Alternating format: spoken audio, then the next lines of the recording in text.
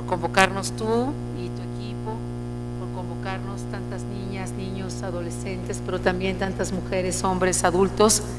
Quiero dar la bienvenida a todas las mamás, a los papás, a los especialistas, a quienes de manera comprometida y voluntaria han venido haciendo un trabajo extraordinario.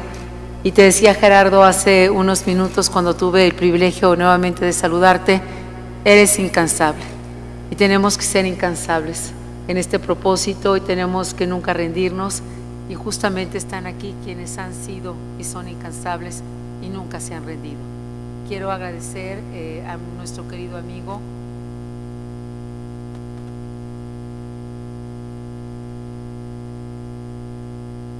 y de toda la ciudadanía, como es el senador Emilio Álvarez y Casa. Emilio, querido, gracias como siempre por tu solidaridad y por ser tan comprometido en estas causas.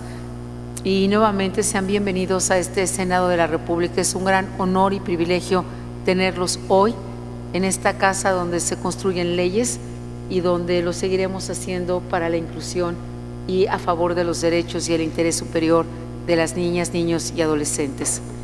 Gerardo Gaya dijo, entre muchas lecciones que nos ha dado, que en el mundo existen dos clases de personas: las que se tiran al precipicio con alas y las que construyen sus alas mientras van cayendo. Unas alas que son obligadas para volver a levantarse y para mantenerse en vuelo. Buenos días nuevamente a todos ustedes, a quienes nos acompañan en vivo desde el canal del Congreso, que se está transmitiendo a través del canal del Congreso, y desde sus hogares o las redes de Internet. Agradezco a Iluminemos de Azul por esta labor extraordinaria, dedicación y compromiso con todas las personas con esta condición del espectro autista. La organización de este foro es gracias a ustedes, Gerardo, por este esfuerzo continuo por la educación, por la inclusión de todas y de todos. El pasado 22 de julio quiero agradecer, tuve la extraordinaria oportunidad de asistir a la premier de la película titulada ¿Conoces a Tomás? Y volvimos a aprender. Y volvimos a aprender y hacerlo de una manera amable, cercana, amorosa, solidaria. Es una película que rompe paradigmas, prejuicios alrededor del autismo y es un punto de partida para garantizar el respeto y la no discriminación. Y de hecho queremos pedirle su autorización para poder presentar esta película aquí en el Senado a todas las senadoras y senadores y poder ser parte de una promoción mucho más amplia. El primer foro integral sobre el espectro autista tiene por objeto justamente escuchar, conocer las distintas necesidades respecto a lo que señalen los especialistas, personas con autismo, familiares, para identificar oportunidades de participación, de política, de incidencia pública en beneficio de la calidad de vida de quienes tienen esta condición. Gracias a estas participaciones podremos conocer propuestas, ejes de acción e incluirlas en la agenda legislativa del Senado de la República, que el autismo esté muy cerca de cada escaño de cada senadora y senador. Desde aquí quiero hacer público mi compromiso por realizar una agenda legislativa junto con todas las senadoras y senadores, no importa el partido, porque las niñas, los niños y los adolescentes no tienen partido, ni ninguna otra condición como la que estamos hablando es un tema de partido. Es un compromiso profundo y tenemos que responder a él. Hoy nos comprometemos, hablo en plural porque así lo hacemos, hoy nos comprometemos con una legislación al menos en dos sentidos. Una legislación que ayude a una detección a tiempo del trastorno autista, que mejore la calidad de vida de niñas y niños, porque hemos aprendido de los papás, de las mamás, de los especialistas, que una detección a tiempo hace la diferencia. Y el otro sentido de la legislación es cómo garantizar la inclusión, cómo garantizar la no discriminación, el respeto a los derechos, al interés superior de la niñez. Cada año aumentan en México aproximadamente 6,000 casos de personas con trastorno del espectro autista. Es urgente contar con información para garantizar su pleno desarrollo. Por esta razón, inscribimos un exhorto también para elaborar un certificado que nos permita la identificación de población que viva con esta condición. Aunque son pocos los estudios sobre autismo en México, se calcula que 1 de cada 115 niños enfrenta esta condición. La incidencia hoy, por ejemplo, en adolescentes y en adultos se desconoce y creemos que es muy grave tener este vacío terrible de información que no nos permite actuar como realmente deberíamos estarlo haciendo. Se estima que hay 20,000 niños que nacen con autismo cada año en nuestro país. Hago un llamado para que cada una y cada uno de nosotros contribuyamos a que nadie se sienta excluido. La construcción de la paz es urgente en nuestro país, pero la construcción de la paz inicia desde nuestro metro cuadrado. La construcción de la paz inicia en cada familia, en cada una y en cada uno de nosotros. La construcción de la paz empieza cuando asumimos que somos constructores de la misma. México, desafortunadamente, ocupa el primer lugar en bullying de todos los países de la OCDE en bullying escolar. Quiere decir que es en nuestras escuelas, de todos estos países, donde se sufre más maltrato y donde más violencia padecen niñas y niños a lo largo y ancho de nuestro país.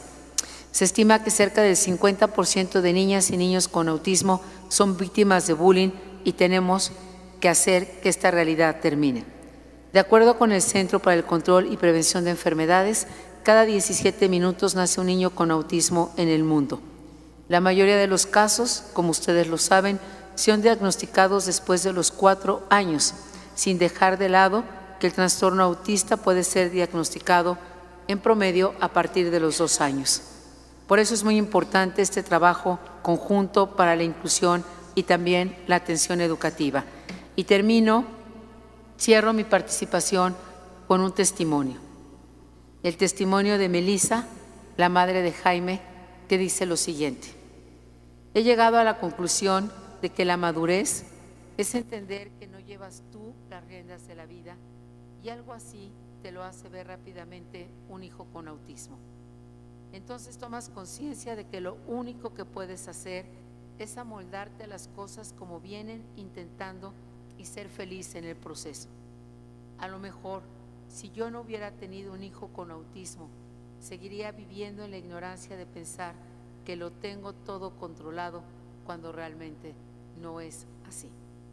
Y sé que estamos aquí fundamentalmente por una razón de amor, que es algo de lo que hablamos tan poco. Y esta es la razón más poderosa que nos tiene aquí. Es una razón de amor que a nosotros nos lleva a una agenda legislativa urgente, construida con todas y todos ustedes que son quienes conocen, quienes saben, pero sobre todo quienes abrazan y ejercen todos los días el amor con una niña, con un niño o con una persona con autismo. Si es el amor la principal razón que hoy nos tiene aquí, yo tengo la certeza que algo importante debemos de lograr, porque si no hay razón más poderosa, y yo realmente no creo que exista una más poderosa que las razones del amor, y habiendo tantos déficits de amor en el mundo, es necesario que aquí construyamos un espacio donde sea posible coincidir, abrazarnos, mirarnos y no solamente vernos, reconocernos con grandeza y ser uno mismo y no diferentes. Les agradezco nuevamente, bienvenidos y gracias a todas y a todos ustedes.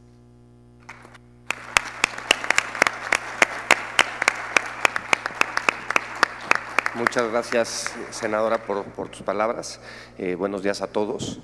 No puedo empezar mi participación o este foro sin agradecer, en primer lugar, a todo el equipo de trabajo de la Comisión de Derechos de la Niñez y Adolescencia, a todo tu equipo, al secretario técnico, don Horacio, que está por ahí, y en particular a Santiago, quien ha fungido como mi enlace para este evento. Agradecer a todos los asistentes, a todos los ponentes, a todos los interesados, senador Emilio Álvarez y Casa, por acompañarnos, que compartimos ya varios eventos de estos y esperamos que no tuviéramos que tener muchos más, pero yo creo que va a ser necesario. Quiero también aprovechar el espacio para felicitar y agradecer a la senadora Nestora Salgado y del senador Miguel Ángel Navarro por sus diferentes intervenciones e iniciativas legislativas a favor de las personas con autismo, que hemos seguido mucho de cerca. Quiero aprovechar para platicarles un poquito de la convocatoria y un poquito de lo que sucedió, que al final del día yo digo que solo es el reflejo de la necesidad y de la urgencia de resolver varios temas en materia de autismo y de inclusión. Cuando propusimos el foro, dijimos, pues vamos a invitar a 15, 20 ponentes, abrimos una solicitud de aplicación, participarán 30, 40 y pues más o menos tendremos 30 ponencias. Para nuestra gratísima sorpresa, recibimos 166 solicitudes de participación de todos lados del país. Incluso por ahí de Costa Rica nos buscaron para decir que querían participar y decíamos, bueno, pues es en México, pero si quieren venir encantados de la vida lo recibimos, ¿no? Pero tener 166 solicitudes de participación para mí hace un año, hace 2 años, hubiera sido totalmente impensable. El objetivo del foro es abrir la conversación, hablar de diferentes necesidades, señalar diferentes oportunidades, señalar diferentes problemáticas y poder identificar a través de las problemáticas, esas oportunidades de política pública. Ahorita que te escuchaba hablar, senadora, me vino a la mente una reflexión que no la traía ni desarrollada ni mucho menos, pero se me ocurrió y lo tengo que decir. Yo siempre he dicho que la inclusión es una oportunidad para absolutamente todos. Hay una frase que me encanta que dice que si enseñamos a los niños enseñamos a los niños acerca de nuestras diferencias como seres humanos, dejaremos de hablar de inclusión para hablar de convivencia. La inclusión es una herramienta de construcción de tejido social, por ende es una herramienta de paz y por ende es una herramienta de amor. Tenemos la oportunidad en una época que nos ha tocado de tanta división, de tanto confrontamiento, aprovechar la oportunidad que nos brinda la inclusión como construcción de tejido social. No puedo dejar de señalar la importancia de las necesidades de diagnóstico, de acompañamiento de los padres, de intervención clínica, terapéutica, de la formación profesional, del apoyo a familias, de educación, de trabajo y por supuesto de libre esparcimiento. Hablamos muchísimo de los niños con autismo, pero hay niños y jóvenes que hoy son adultos y no nos podemos ni debemos olvidar de ellos porque tenemos que encontrar también soluciones a pensar en modelos de vivienda. No podemos desahuciar a quienes no tuvieron las oportunidades que hoy nuestros hijos tienen. Las mamás, que en su mayoría cumplen con el rol de cuidadora, incluso dejando de trabajar para hacerse cargo de sus hijos. Apuntar y señalar que con la aprobación de la creación del INSABI estén considerados los servicios y protocolos de diagnóstico, de intervención terapéutica y clínica, y para lo cual el sector salud, estoy seguro, requerirá de apoyo de parte de todos nosotros. Y cuando digo de todos nosotros, hablo de todos los que estamos aquí presentes y de toda la comunidad que representamos en general. Quiero aprovechar también a pedirles a todos los asistentes, a todos los que nos están viendo, a todos los ponentes, que aprovechemos este momento para incendiar las redes sociales. No vaya a sonar alguna alarma aquí por andar diciendo cosas que no debo, pero para poner el tema en la conversación pública, utilizando el hashtag que quieran, foro de autismo, Iluminemos Azul, aprovechemos este momento. Estamos en una sede, en un recinto emblemático de este país, en una casa de todos los mexicanos, así me lo han hecho sentir por lo menos a mí cada vez que vengo, y aprovecharles este momento para poner el tema en la agenda, en la conversación pública, en la conversación política y fuera del 2 de abril, que el autismo es de todos los días.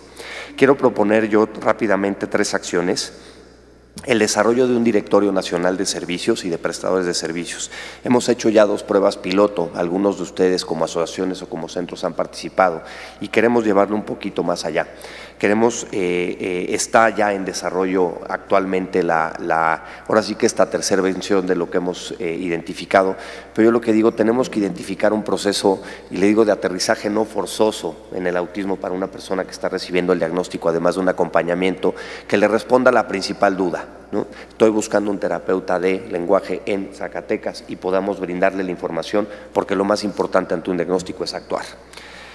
Como les decía, llevamos 2 pruebas piloto, estamos ya en el desarrollo de la versión actual y espero pronto poder ponerlo a disposición de todos ustedes como una primera etapa para recabar información, para ponerlo a disposición del público. 2, pretendemos lanzar en muy corto plazo un programa de afiliados como Iluminemos de Azul, con varios objetivos. Yo digo que el primero es crear la red de activismo en materia de autismo y materia de inclusión más grande que hayamos visto en este país.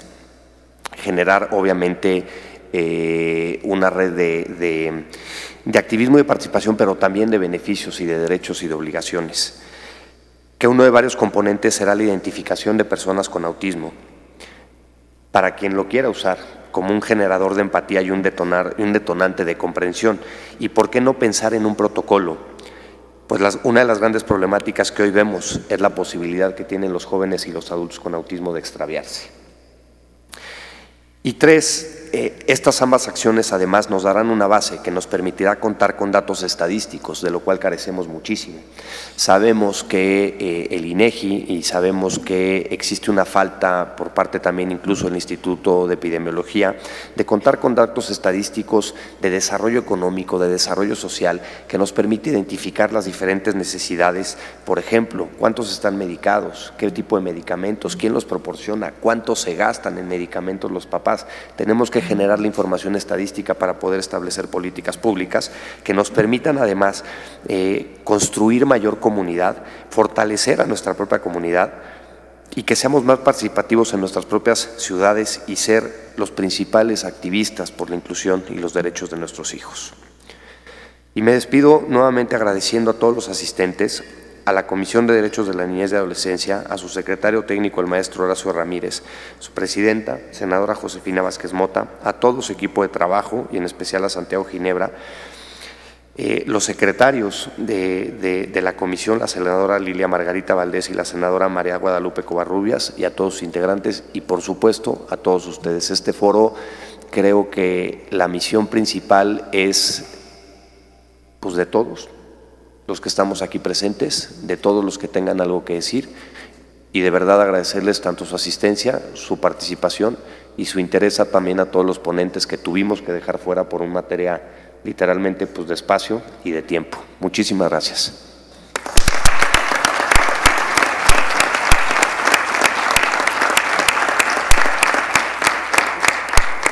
Y se me andaba olvidando que también funjo como maestro de ceremonias y cederle la palabra al senador Emilio Álvarez y Casa, agradeciéndole nuevamente nos acompañe en este espacio.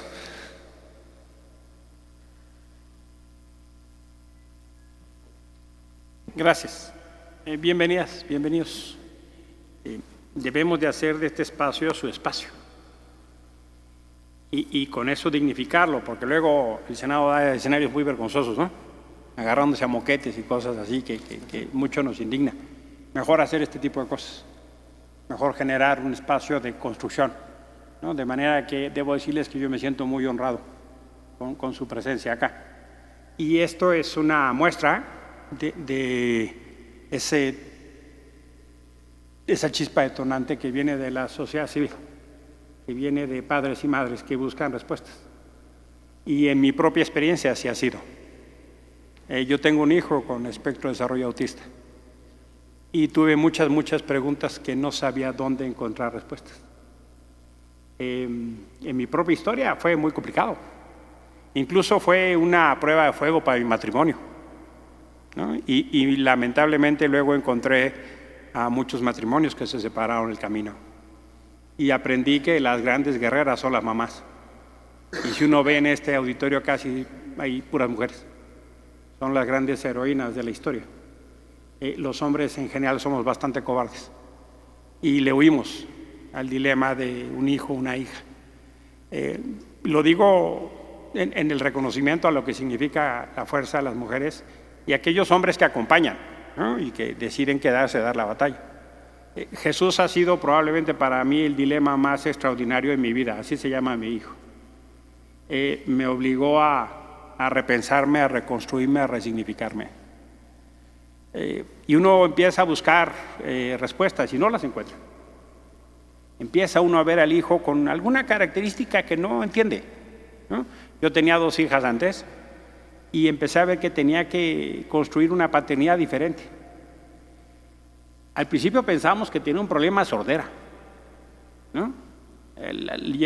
Uno sabe qué hacer, ¿no? Nadie te prepara para eso.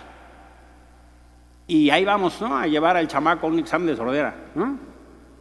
Y el técnico nos dijo, no, pues le ponía agudos y el chavito decía, ¡ay! ¿no? Ay, no, hombre, él escucha perfectamente, no es un problema de audición, ¿no? Es un problema de cómo capta y cómo construye. Y seguimos caminando, eso fue poco antes de los 2 años. Y no encontramos una pinche respuesta de ningún pinche lado, ¿no? Dificilísimo, dificilísimo. Fuimos a ver algunas psicólogas, terapeutas, y nos decían los diagnósticos más encontrados del mundo mundial, ¿no? Y en la noche mi esposa y yo en una crisis, ¿y ahora qué carajo hacemos? ¿Le hacemos caso a A? ¿Le hacemos caso a B? Instituciones públicas ni hablar, ¿no? O sea, es el pinche llano vacío, ¿no? O sea, toca una puerta y nada. Así, hola, hola, ¿hay alguien ahí? Ni madre, ¿no? Ni una sola, una desesperación. Y también una angustia, ¿no? Una angustia porque pues uno no sabe si está haciendo bien, si está haciendo mal, ¿no? De repente le cantábamos las mañanitas y lloraba, ¿no? Está bien que cante feo, pero no es para tanto, yo decía, ¿no? No, las hermanas y no, había algo que no comprendíamos. Y poco a poco fuimos adentrándonos a este universo. Adentrándonos en el universo de entender las características, la aproximación, cómo hacer, ¿no? Porque le quitábamos la blusa y lloraba porque le quitábamos la blusa. Le queríamos explicar algo y no nos volteaba a ver. Y era muy difícil hacer un contacto con él. Hasta los 9 años salió de beso a sus abuelas, ¿no? Y por supuesto las abuelas, pues la escuela del pensamiento golpesor y algunas de ellas, ¿no? Entonces decían, no, pues es que ese niño está muy mal educado. Y todo lo querían corregir a nalgadas, ¿no? Y la presión de la familia para, no, pues ponle límites a ese niño. Y la bronca con la familia, pues para, no, pues, ¿por qué le vamos a pegar? No por ahí, ¿no? Pero entonces la presión de la familia que menos entendía, ¿no? Y así fuimos tocando puertas. Y la ayuda más importante la recibimos de otros papás y de otras mamás, que ya medio habían empezado a caminar esta ruta. De ahí vino la luz, que nos dijeron, mira, busca aquí, busca allá, yo encontré esta terapia, yo encontré esta terapia. Y así fuimos un poquito construyendo. Hoy Jesús tiene 17 años, se mueve en transporte solo, se va en el Metrobús a su preparatoria, va en segundo de prepa. Es un chavo que quiere dedicarse a los deportes, es un chavo que tiene un proceso de socialización muy notable. Y yo no lo tenía pensado, pero quiero agradecer este momento, fíjense. En nuestra vida,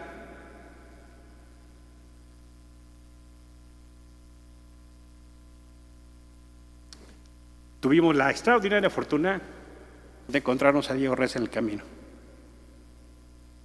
Él le ayudó a mi hijo como no tiene idea. Estuvimos muchos años en terapia con él. Yo no tengo palabras para cómo agradecerle a Diego. Porque me enseñó otra forma de relacionarme con mi hijo. Yo no entendía, no sabía. Y jugando y relacionándome, pintándonos la cara a través de un cristal, pintándonos con jabón en un vidrio, jugando, empezamos a construir relaciones significativas que yo no sabía cómo hacer. Y Diego nos ayudó mucho. Muchas gracias, Diego. En verdad, nos cambiaste la vida. Muchas gracias.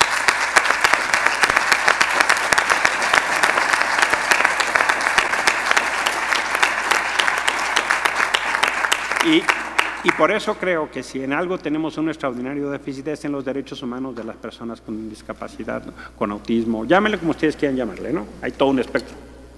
Antes nadie sabía cómo tratarlo, ¿no? Ahora los adultos dicen, si yo hubiera tenido esa oportunidad probablemente me hubiera ahorrado muchos golpes, ¿no? Estamos muy atrasados. Tuve la oportunidad por mi trabajo de vivir 4 años en Estados Unidos y mi hijo fue a una escuela pública. Y en la escuela pública le hicieron una adaptación curricular. Y el 60% de las materias las tomaban grupos pequeños, de 5 alumnos. Porque las maestras decían, es que el grupo lo aplasta. Entonces él puede hacerlo, pero con el grupo no puede. Él estaba en quinto y tenía matemáticas de primero. Y a partir de eso, de tener grupos especiales, salió ya con las matemáticas de su nivel. Y luego dijeron, este chavito hay que intentar socializarlo. Diego nos decía, ya logramos, que se meta a teatro. Y lo metimos a un coro en español. La primera vez que cantaba el coro en español, le daba la espalda al público, ¿no? Esa fue su primera presentación, porque su hermana le quería tomar una foto. Entonces, como él no quería que la hermana tomara una foto, le dio la espalda y todo el concierto lo echó de espalda. La última vez, él ya hizo una obra en solo, ¿no? Ya pudo hacer un solo. Y luego, adaptar la materia curricular, por ejemplo, para llevar herramientas sociales, ¿no? Y aprender a socializar y construir conversaciones. Jesús es el amo de las películas, ¿no? Ustedes, el tema de mi hijo son las películas. Ustedes pueden platicar lo que quieran, ¿no? Entonces, y de repente llega y te dice, ¿tú sabes que el 13 de septiembre de 2020 se va a la premiere de tal película? No, pues no sé, Jesús. Y te voltea a ver con una cara de asombro. ¿Cómo no sabes algo elemental? ¿No? Bueno, pues enséñame. Y es más o menos como la memoria de la Academia de Cine, ¿no? Y el cine fue el espacio donde construimos nuestra relación, ¿no? Podemos construir esa relación. Y yo en realidad creo que hay un enorme atraso en política pública. Las escuelas públicas son un absoluto desastre, ¿no? Los entienden como niños problemas, los entienden como niños dificultad. Y entonces las familias que no tienen recursos están en un enorme problema porque no tienen cómo acompañar. En la educación pública, en atención a niños y niñas con autismo, no sabe qué hacer. Y la política pública hoy en día me parece patética, porque no es solo un tema de transferencia de dinero, es un tema de generación de derechos y protección de derechos. Y yo creo que vamos retrocediendo, se los digo con honestidad, en esta materia. O sea, está bien que puedan hacer transferencias financieras, pero no es suficiente. Se necesita todo un arropaje, todo un modelo, todo un diseño, para que no tengamos la excepción nos hacen falta como 500,000 de Diegos, pues, ¿no? Para que la escuela pueda arropar, acompañar, ¿no? La generación de oportunidades, y donde estos niños y niñas puedan brillar en su plenitud, ¿no? Y aprender a relacionarnos. Ahora Jesús está en el equipo de atletismo, y la primera vez que corrió no acabó la carrera porque eran como 2,000 metros planos, y la segunda sí la acabó y estaba todo rojo, todo complicado, y mi esposa le dice, oye Jesús, acabaste la carrera, es que te hice caso. ¿Cómo me hiciste caso? Pues sí, yo me estaba muriendo, la verdad no acaba, pero tú me dijiste que aunque me muera tenía que acabar. Entonces yo le digo a la esposa, acuérdate que él es literal, ¿no? Es literal. Entonces si tú le dices, aunque te mueras, acabes, y ahí está el otro corriendo, ¿no? Porque tú me dijiste que si no, aunque me muriera, ¿no? Es literal el asunto, ¿no? La literalidad de las cosas. Y por supuesto de otras cosas ni hablamos, ¿no? Desarrollo en la atención médica, la generación de oportunidades para estos chicos. En realidad, quien está haciendo la enorme diferencia son padres y madres, y a organizaciones y capitales democráticos, que así les digo yo, como Iluminemos. De manera tal que yo sí pienso que, como ha pasado en otros ámbitos de la vida, la motorización del proceso de cambio viene esencialmente de quien vive la condición. Quienes están, en mi ámbito muy de competencia, ¿no? Quienes movilizan la agenda de derechos humanos son las víctimas. Son las víctimas desaparecidos, ahí estuvo Javier Sicilia, ahí está Julián Levarón. Quienes van a mover esta agenda son las personas que lo viven. Difícilmente quien no lo vive, quien no está próximo, no lo entiende. Por eso es tan importante que ustedes estén aquí, para mover esa agenda. Absolutamente cuenten con lo que podamos hacer. Necesitamos mucho, el Senado necesita mucho de su ayuda, ¿no? Porque no crean que porque somos senadores sabemos, no. Lo iba a decir en otro término, pero me limito, me autocensuro. Pero piensen en lo que iba a decir, ¿no? Necesitamos mucho de la ayuda para construir el orden público a partir de quien lo entiende y lo vive. Porque si no vamos a legislar algo que la mayoría de mis colegas ni entienden ni viven. Entonces van a poner creativos a regular cosas que no saben. Entonces necesitamos mucho de su ayuda. A las 3 propuestas que haces, yo le entro. Si necesitas empujar el directorio, anótame a la red de activistas, pues porque esa es parte de mi causa de vida. Y lo de la base de datos, ¿no? O sea, anótame ya y dime dónde me anoto. Ahorita nos tomamos una selfie, todos vamos a poner un hashtag, ¿no? O sea, pónganse, yo ya me tomé mi foto acá con los ponentes, todos saquen su teléfono, tomen una foto y dinos qué hashtag subimos, ¿no? Hashtag iluminemos de azul, si les parece, ¿no? ¿Usan teléfono? Sáquenlo y de una vez tomen una foto el de al lado, ¿no? Y vamos o tomen ustedes una foto, tómenle aquí a la senadora tan distinguida, hombre, a la querida Josefina, a Gerardo, tómense una foto y ya si usan Facebook o si usan Twitter o si usan Instagram, y si no, después mándenle un WhatsApp a su novio, ¿no? Mándenle una foto así para decir, mira, estoy acá, manden una foto. Pues yo les invito a que lo hagamos, es como parte de mi presentación, yo lo voy a hacer, ¿no? Vamos.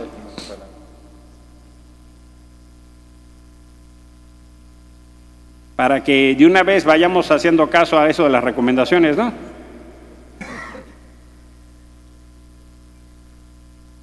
En el primer foro de autismo se llama esto.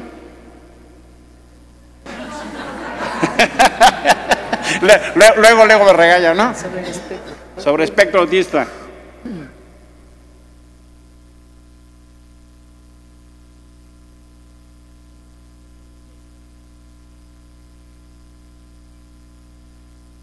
Y le ponemos hashtag iluminemos de azul. Gerardo. Por favor.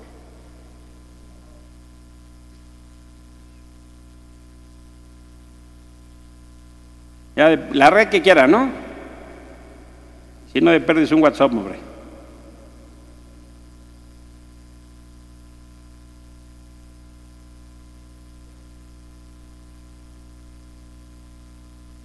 ¿Listazos? ¿Listazas? ¿Ya? Le damos a la cuenta regresiva de 5, 4, 3, 2, vámonos. Ya, mándenle, ¿no? Ya si no, de pedirles un mensajito, ya si no usan WhatsApp, ya si no, de plano háblenle a alguien, ¿no? Miren, ya ha pasado el tiempo, yo valoro la presencia de Jesús en mi vida como una extraordinaria bendición. Gracias a Jesús yo soy una mejor persona.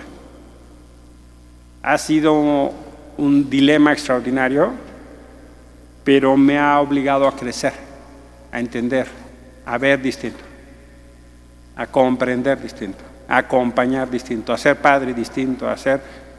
Jesús me desafía todos los días a ser una mejor persona. Porque cuando empiezo a desesperarme, él con mucha calma me dice, ¿y por qué te enojas? Y en ese momento, digo, pues sí, ha sido probablemente el maestro más severo de mi vida. No por la dureza, sino por cómo me he tenido que ver yo hacia adentro. Y creo que tenemos que trabajar muchísimo para que haya muchas historias de chicos y chicas que con su capacidad de potencial puedan ayudarnos. Muchas gracias por estar aquí, que tengan muy buen día.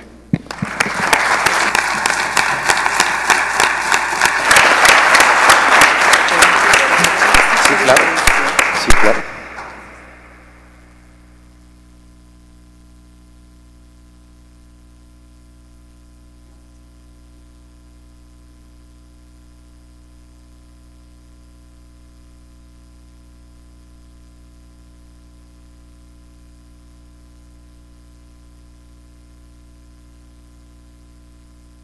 Bueno, es un gran honor para mí poder presentar a Dara Pérez. Ella tiene 8 años, tiene un coeficiente intelectual de 162, mayor que muchos sabios que conocemos en la historia del mundo, Hoy estudia 2 ingenierías, ha sido seleccionada para tomar un curso de patrones matemáticos de programación impartido por la Universidad de Massachusetts aquí en la Ciudad de México. Es un gran honor que nos acompañes y nos sentimos muy orgullosos de ti. Y muchas gracias por permitir que nos acompañe aquí en este foro tan importante. Es una inspiración para cada uno y cada uno de nosotros. Muchas gracias. Como dices, Emilio. Así que está aquí, que se quede aquí. Gracias. Pues muchísimas gracias por acompañarnos, Adara.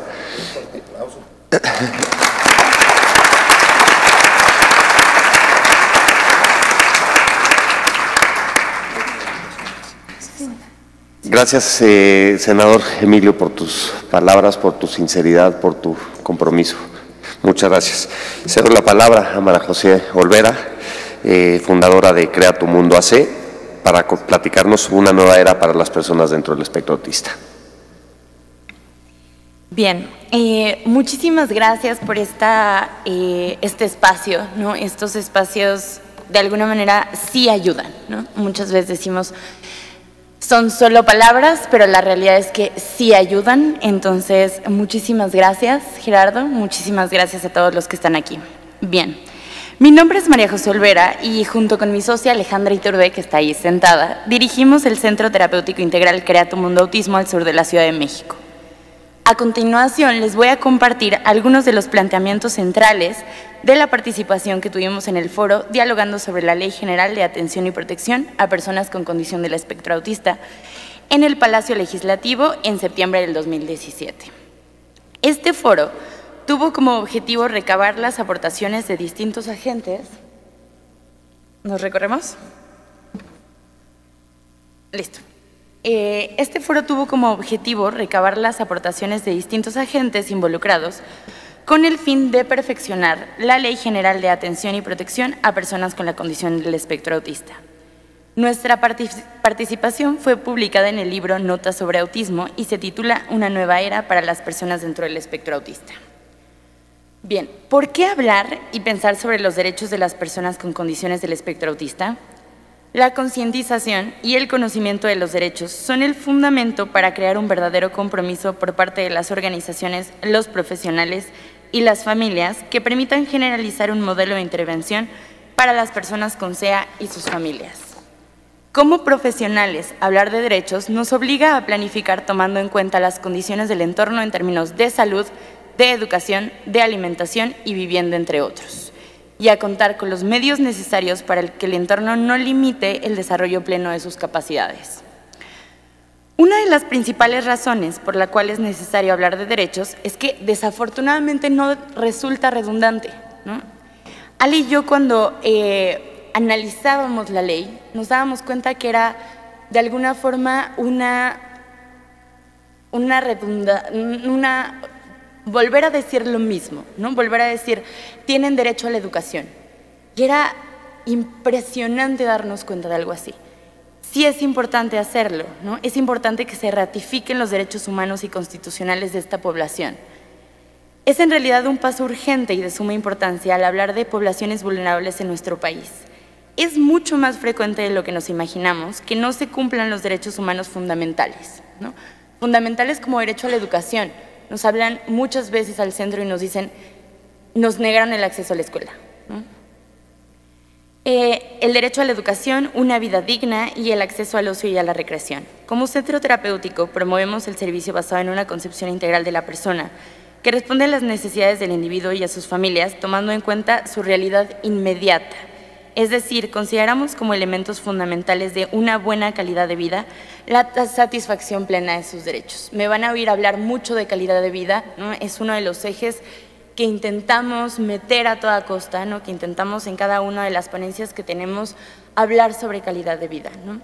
De repente es difícil pensar calidad de vida, para personas que no tienen ninguna condición, ¿no? Ahora, para personas que tienen una condición, necesitamos de todas formas ponerlo sobre la mesa.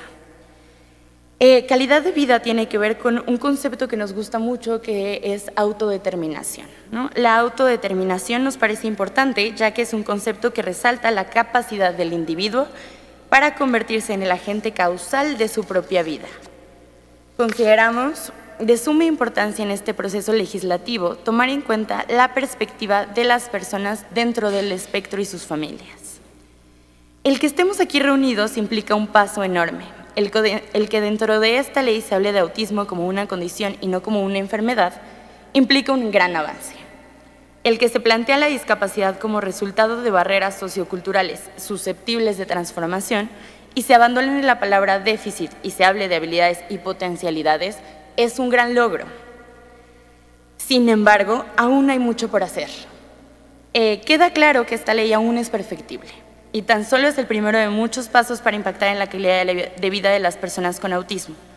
Aún es necesario hablar más a fondo sobre aspectos como la falta de cobertura de servicios públicos y la dificultad para costear los servicios privados. No se ha hablado aún, por ejemplo, del rol del auxiliar académico, como le llamamos sombras o monitores, ¿no?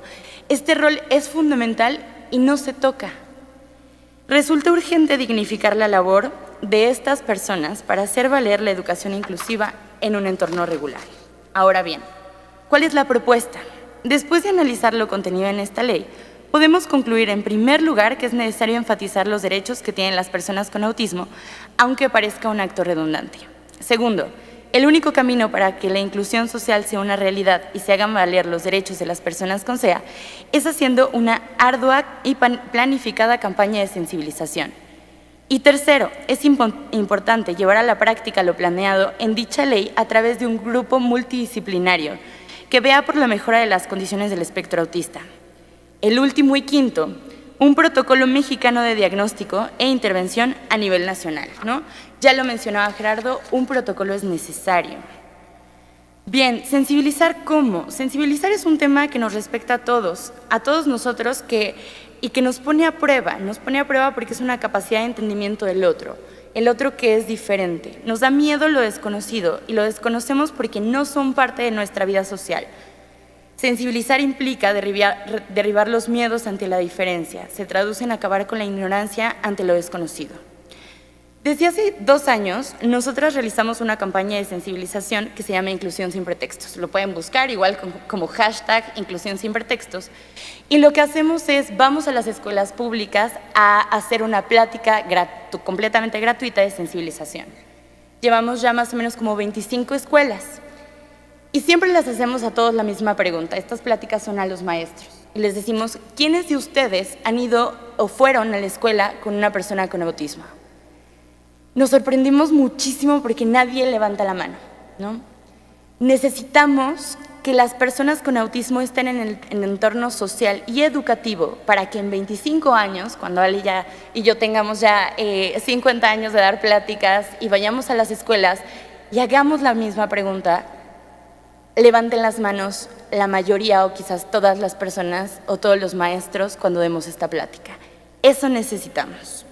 Ahora, los objetivos específicos que consideramos relevantes son la difusión de los signos de alerta del autismo, fomentar la implicación ciudadana en el conocimiento no estereotipado de las personas con autismo, informar sobre los recursos y servicios existentes en México, que es lo que mencionaban del directorio, promover acciones que impliquen a la comunidad y favorezcan los procesos de inclusión, capacitación a los maestros, directivos y personas implicadas en entornos educativos, capacitación del personal en centros recreativos y culturales, promover la sensibilización desde la educación de los compañeros del aula de las personas con SEA. Bien, ahora, para lograr un cambio que lleve a la satisfacción de los derechos de un sector de la comunidad aún tan desconocido para muchos, la transformación debe darse desde 3 ámbitos. El primero de ellos, y nos tiene aquí reunidos, es la creación de políticas públicas. En segundo lugar, es que la creación de esas políticas públicas tengan un efecto observable en las prácticas a nivel institucional, ya sea de carácter público y o privado. Y por último, el impacto cultural, social, como consecuencia de los 2 anteriores. El protocolo mexicano de diagnóstico e intervención de las condiciones del espectro autista que nosotras proponemos, en concreto se basa desde la sospecha diagnóstica, ¿no? Desde la orientación a los padres de la sospecha diagnóstica hasta las opciones terapéuticas y educativas. para mejorar los resultados en salud dados por un diagnóstico temprano y un abordaje terapéutico integral.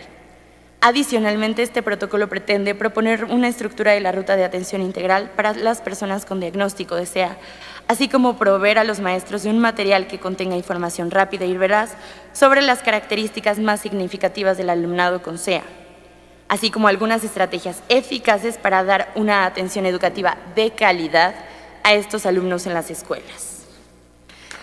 Para la realización de un protocolo es de suma importancia que se considere la gran variedad de formas de intervención existente actualmente, excluyendo, y voy a ser muy enfática, en aquellas que no cumplan con los requisitos básicos de calidad o que puedan resultar nocivas o peligrosas. Es sorprendente ver que todavía hay terapias nocivas y peligrosas allá afuera. Dentro del protocolo es necesario crear una guía práctica para los padres o tutores, ya que en muchas ocasiones las familias no saben a dónde acudir, cuáles son los derechos de la persona con autismo o cómo debieran comenzar con la intervención. La creación de este protocolo de intervención implica en su realización un verdadero trabajo interdisciplinario que impactará de manera inmediata en la vida de las personas con autismo. A su vez, la divulgación de este material tendrá un efecto sensibilizador que coadyuvará en el proceso. Algunas sugerencias que nosotras damos sobre el contenido de este protocolo son guía práctica para los padres, guía para servidores públicos, guía para docentes, breve descripción de las diversas formas de intervención, un manual de urgencias hospitalarias, manual de buenas prácticas de terapias e intervenciones, criterios sobre cómo elegir el centro educativo regular especializado, perfil del profesional que trabaja con SEA y, por último, una herramienta de evaluación sobre los servicios existentes que atienden a las personas con SEA. Necesitamos puentes que nos unan, que unan a las personas con autismo con la comunidad, que nos ayuden a crecer juntos de la mano. Los pilares de estos puentes son dos. Por un lado está el conocimiento ajustado, realista y comprensivo del autismo.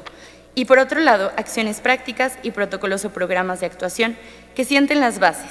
El uno depende del otro y si uno falla, el puente se cae. Quiero cerrar diciendo que en esta participación hemos puesto sobre la mesa la importancia de ratificar los derechos de las personas con autismo. Se ha planteado la posibilidad de realizar una campaña de sensibilización a nivel nacional. Algo que hemos platicado mucho es que tendría un poco más de impacto si Iluminemos de Azul tuviera más recursos, ¿no? Si se pudieran hacer más cosas. De repente Ali y yo nos encontramos con cosas por hacer y de repente se hacen listas gigantes en torno a estos temas, ¿no? ¿Por dónde tenemos que empezar? Por ratificar sus derechos, por crear protocolos y por ampliar la sensibilización. Muchísimas gracias.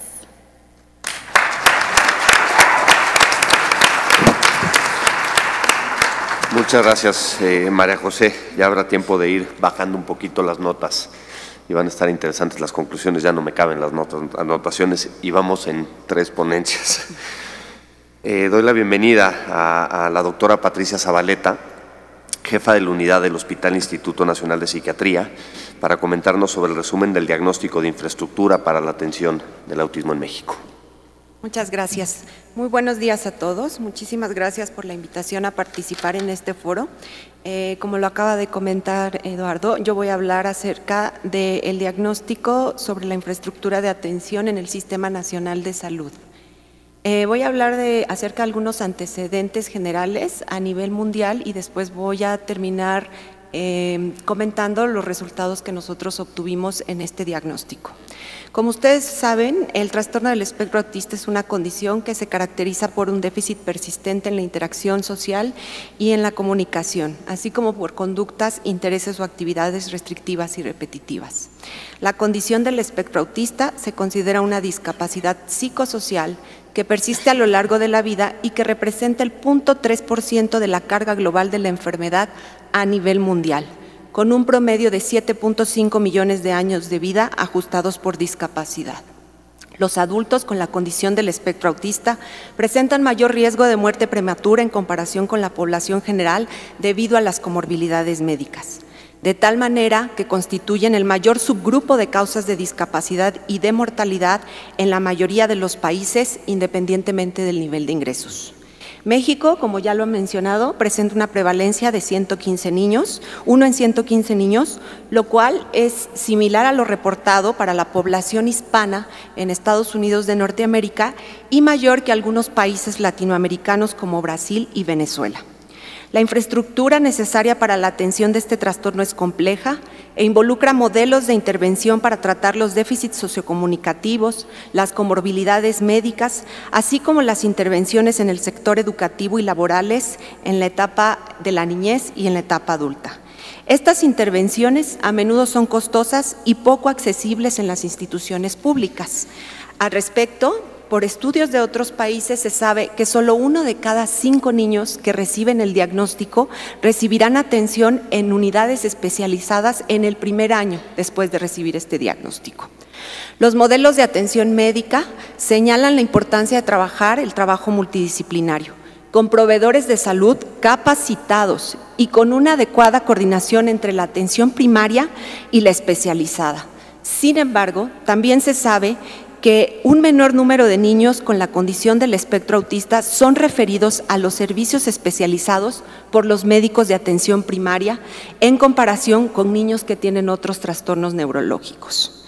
En el 2015, el Estado mexicano aprobó la Ley General para la Atención y Protección a Personas con la Condición del Espectro Autista, cuyo objetivo es impulsar la plena integración e inclusión a la sociedad de las personas con esta condición. Como parte de este objetivo, el Estado instruye a las instituciones públicas a responder a las necesidades de salud de dicha población. En este sentido, aunque ya se cuenta con un estudio epidemiológico que muestra la magnitud del problema en nuestro país, en el momento de la publicación de la ley no se contaba con datos o con indicadores específicos sobre el acceso a los servicios de salud y si estos son suficientes para cubrir las necesidades de atención. En ese sentido, el Instituto Nacional de Psiquiatría se dio la tarea de analizar la infraestructura de atención disponible en las instituciones de salud pública de nuestro país. A partir de la revisión del instrumento de la evaluación de sistemas de salud mental de la OMS, diseñamos un cuestionario para evaluar la infraestructura con la que cuentan las unidades de salud de primer, segundo y tercer nivel. El cuestionario consta de 6 apartados: recursos humanos, instrumentos clínicos para la evaluación de la condición, estudios de gabinete, medicamentos, modelos o programas de intervención, capacitación a personal y registro de casos. El cuestionario fue enviado a los 32 estados de la República Mexicana, donde un responsable estatal lo distribuyó a las unidades médicas de primer, segundo y tercer nivel, incluyendo IMSS, ISSSTE, Secretaría de Salud y DIF. Algunas unidades que no participan en la atención de niños y adultos con la condición del espectro autista fueron incluidos, solo por mencionar, por ejemplo, UNEMES de VIH, de oncología, de cirugía ambulatoria, de cáncer de mama, oncología. La información fue solicitada a 14.216 unidades del país, de los cuales se obtuvo una tasa de respuesta del 60%. Lo cual pues fue de agrado. La mayoría, el 80% del cuestionario fue respondido por unidades del IMSS, del Instituto Mexicano del Seguro Social, mientras que el 54% fue respondido por unidades de la Secretaría de Salud. Entonces también estamos abarcando la mayoría de las unidades. La menor tasa de respuesta se observó en el ISSSTE con un 7.7% y 0.4% para el Sistema Nacional y Estatal del DIF. Se obtuvieron los siguientes resultados. Recurso humano. 62% de las unidades del primer nivel cuentan con una plantilla mínima, esto es, un médico, una enfermera, un psicólogo o un trabajador social que podrían realizar actividades de tamizaje para la detección de personas con la condición del espectro autista. Sin embargo, la plantilla de recursos humanos especializados y multidisciplinaria para el diagnóstico definitivo o para realizar la intervención, esto es, un médico especialista, un psicólogo, un licenciado en comunicación humana, un licenciado en terapia física y ocupacional, una enfermera y una trabajadora social, se reduce solo al 12% del total de las unidades del segundo y del tercer nivel de atención. Instrumentos de tamizaje y de diagnóstico. El 2.4% del total de las unidades encuestadas reportaron contar con al menos un instrumento clínico de tamizaje y o diagnóstico para la evaluación. En el primer nivel de atención, la proporción de unidades que cuentan con instrumentos es del 1%. Mientras que en el segundo y tercer nivel de atención fue del 11%. Intervenciones para los déficits sociocomunicativos y o del desarrollo.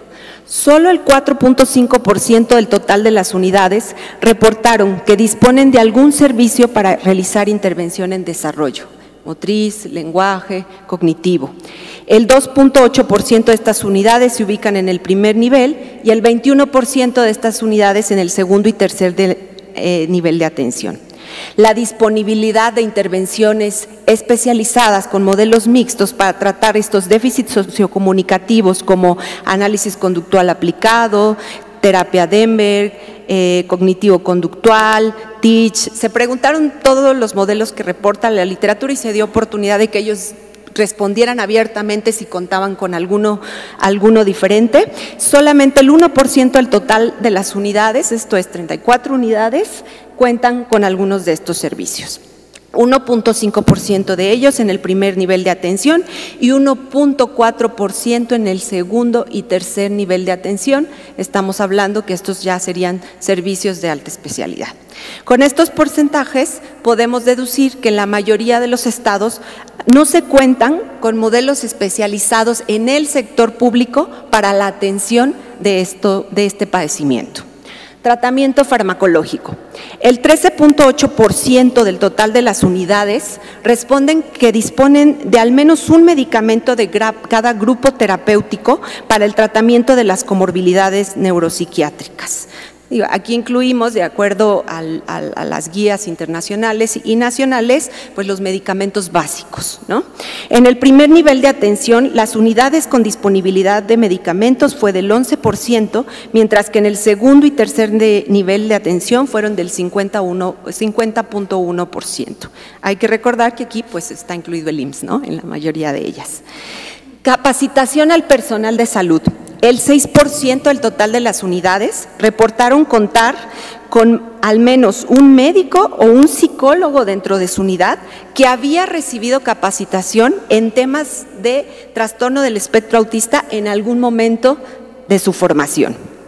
En las unidades del primer nivel de atención, la proporción de unidades que contaban con al menos un médico o un psicólogo capacitado en el tema fue del 5.1%, mientras que en el segundo y tercer nivel fue del 18.9%. Finalmente, el registro de casos. Se les preguntó, y eso pues sí lo tienen codificado de acuerdo a la atención, el número de casos registrados en el año previo en que se realizó el estudio. Las unidades de salud en total reportaron 14.431 casos de TEA. El mayor registro de casos se dio en unidades de primer nivel, esto fue el 23.4%. Seguido de hospitales de alta especialidad, 22%, hospitales generales, 21%. La menor proporción de registro de casos se dio en los hospitales de psiquiatría, 18%, y una proporción mínima en hospitales comunitarios, como es esperado, ¿no? 0.8%. Este total de casos reportados por las unidades representan solamente el 4.1% de los casos que se estiman en la población general menor de 18 años.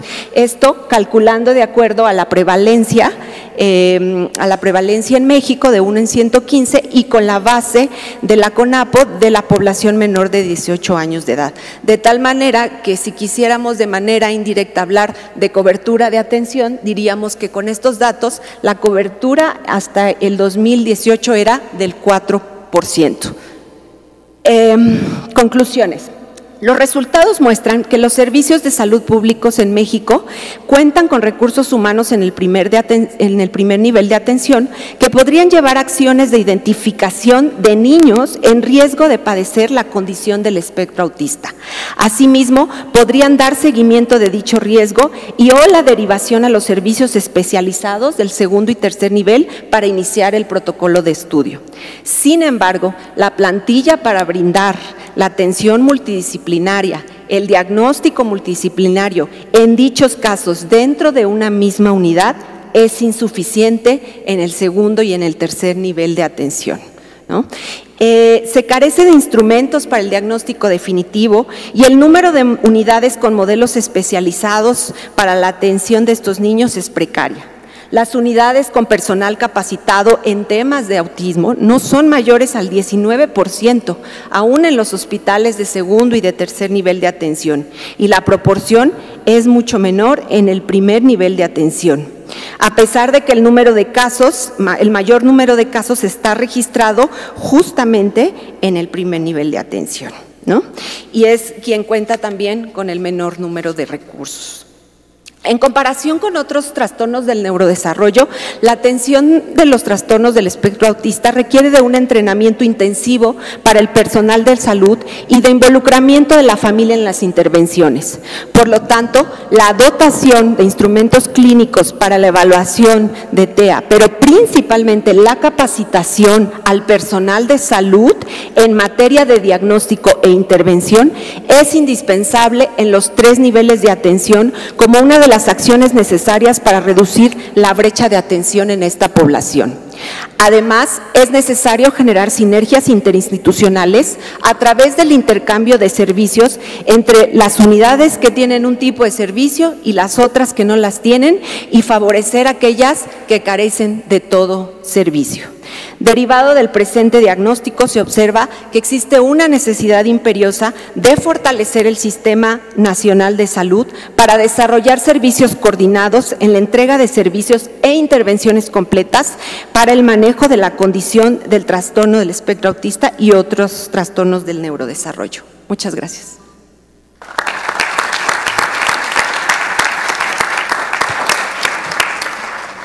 Vamos a poner a disposición de todos los asistentes, ponentes y demás una copia del estudio porque sí, claro, creo que tiene datos, además de interesantes, alarmantes.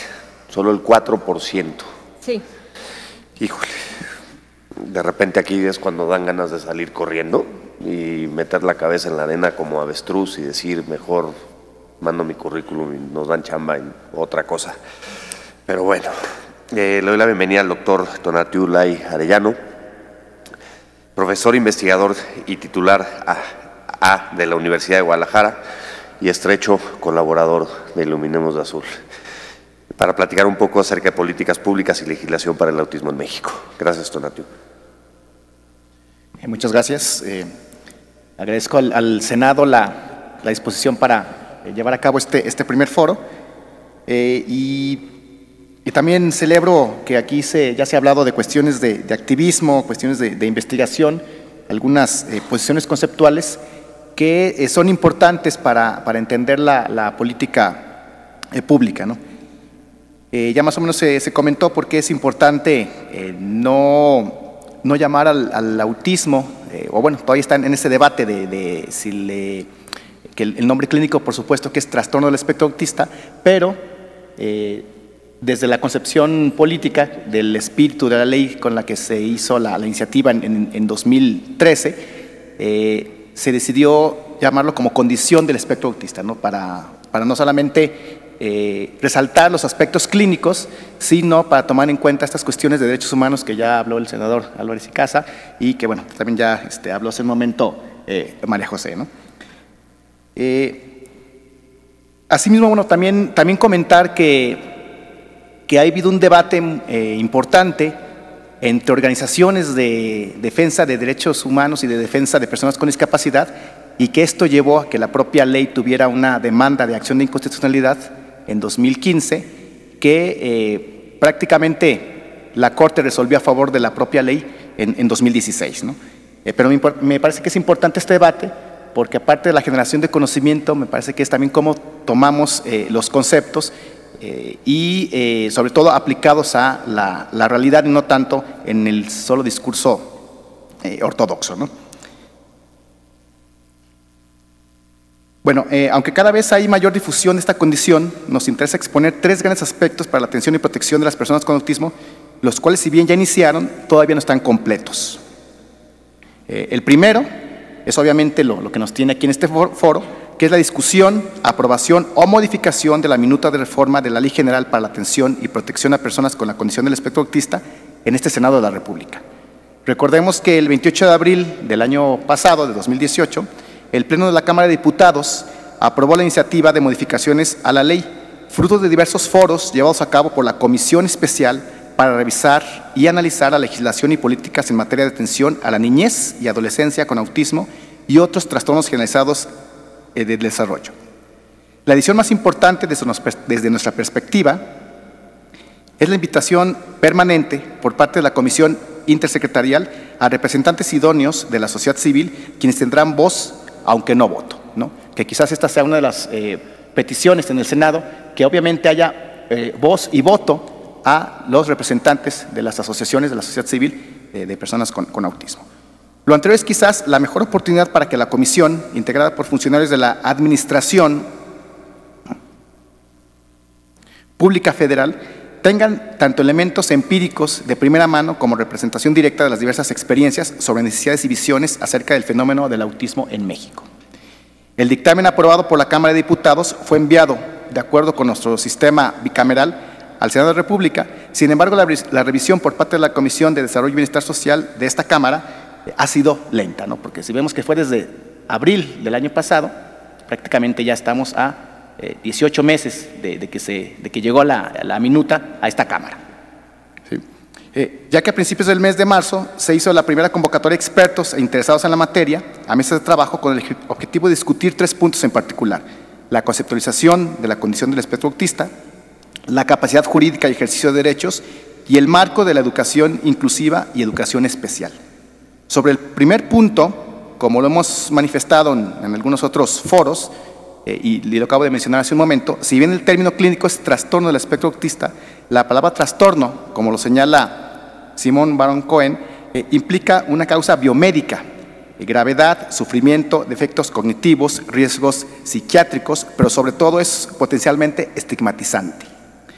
Contrariamente, el término condición hace referencia en primer lugar a la persona, a su contexto social, educativo, cultural y sociológico.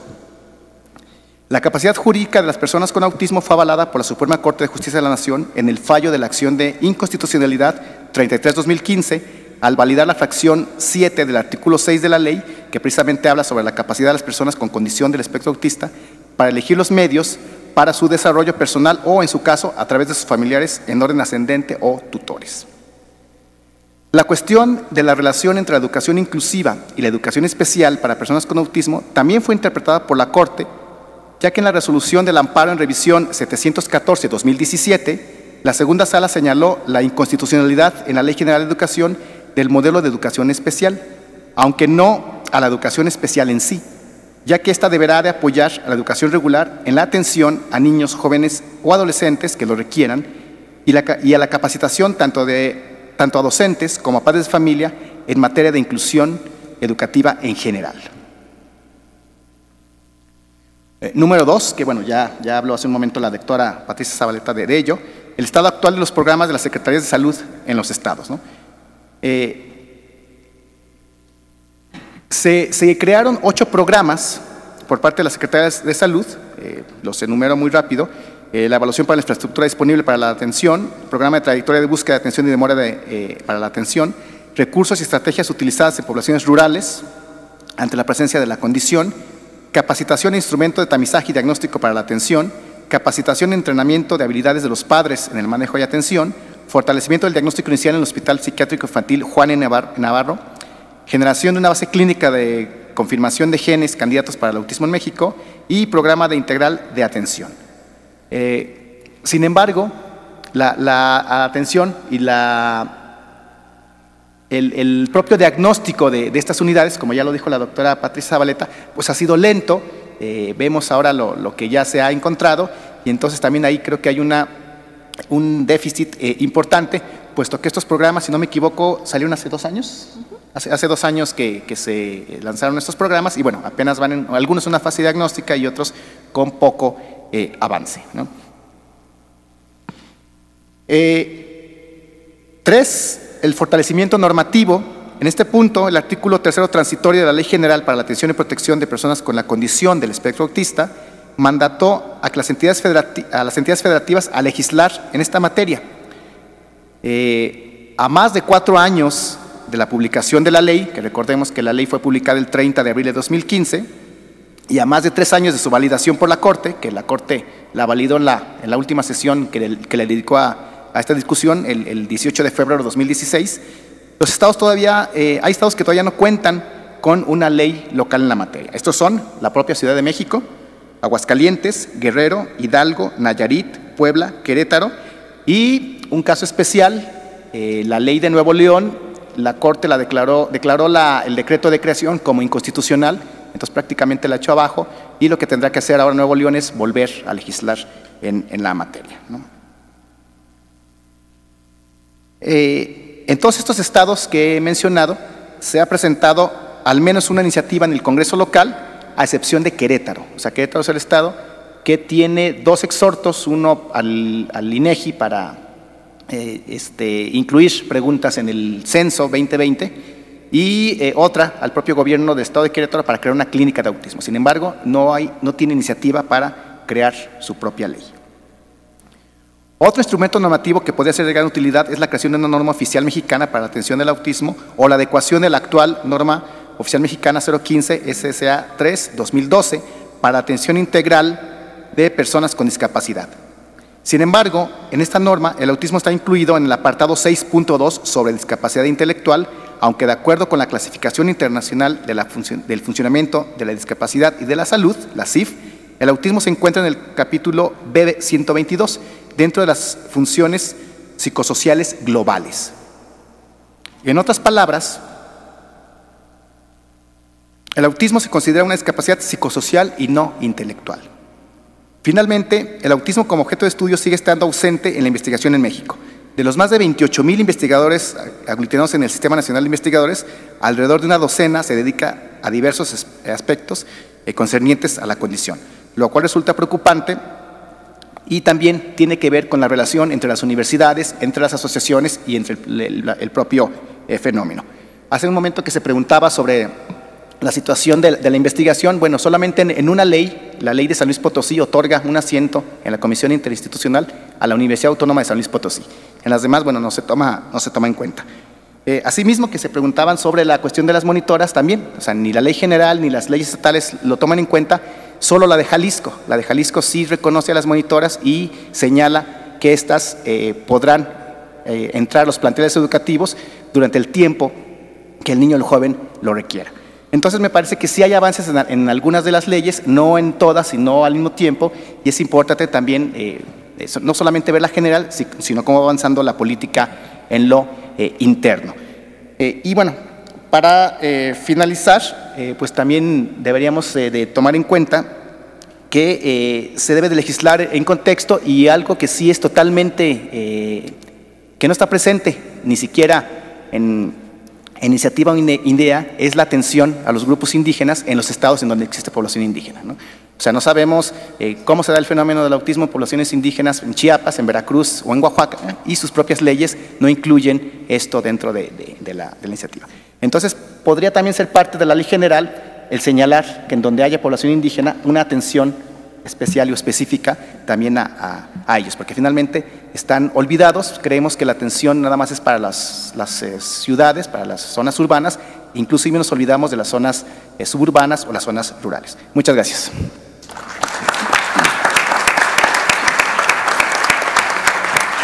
Muchas gracias, Tonatiuh. Cedo la palabra al licenciado Gerardo Larrauri, secretario técnico de la Comisión de Atención a Grupos Vulnerables de la Cámara de Diputados, para platicar acerca del modelo de políticas públicas para la atención. Muchísimas gracias, Gerardo. Buenos días a todos. Quiero, en primer lugar, agradecer a nombre propio y de la diputada Marta Garay la invitación de Iluminemos de Azul a participar en este foro. La diputada presidenta de la comisión, además de agradecerles, les mando un cordial saludo y se disculpa por no haber podido atender personalmente este tema, pero bueno, ella estará muy atenta a la publicación de las memorias para dar seguimiento a este tema. Bueno, en este contexto, la opinión que expresaré, como no ha sido consensada con la Comisión de Atención a Grupos Vulnerables, deberá entenderse a título personal y bueno, procuraré ser breve, ajustarme al tiempo que nos otorgan. Para resumir, la visión de ley de autismo que tengo y señalar que en este caso yo sí voy a ser muy disruptivo. A mi opinión, al contrario, muy respetable, perdón, pero la ley no debería centrarse en enunciar derechos que ya están incluidos en la Ley General para la Inclusión de las Personas con Discapacidad. Yo realmente creo que tiene que ser una ley muchísimo más relacionada con cómo brindar atención, investigación, la docencia para la atención de los trastornos del espectro autista y facultar a las diversas autoridades para que coadyuven en los procesos de habilitación e inclusión social con tareas objetivas y concretas.